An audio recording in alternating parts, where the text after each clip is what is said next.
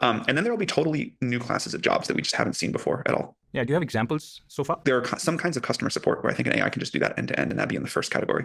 In the second, since we're on this example of graphic designers, taste still really matters. And like when we went from graphic designers had to do everything with like paper and pencil, or pens and paper, whatever you want to call it, to having computer tools, they were able to do more and do better, but we still needed a lot of good graphic design in the world.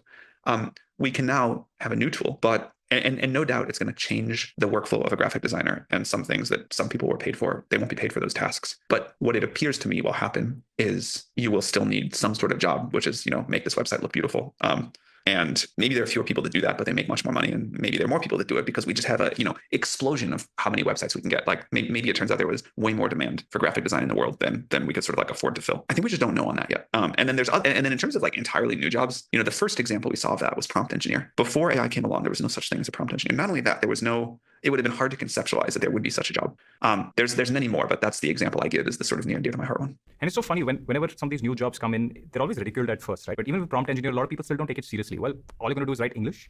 When I was young, I knew I wanted to go study computer programming, and the adults in my life would say, "Oh, that's a hobby job. These computers aren't going to go anywhere. You need to go be a doctor or a lawyer. Like you need to get a real stable job. And this is a dangerous path to go down." And I thought I understood something that they didn't. And I think I really encourage people to have their own conviction on what things are going to be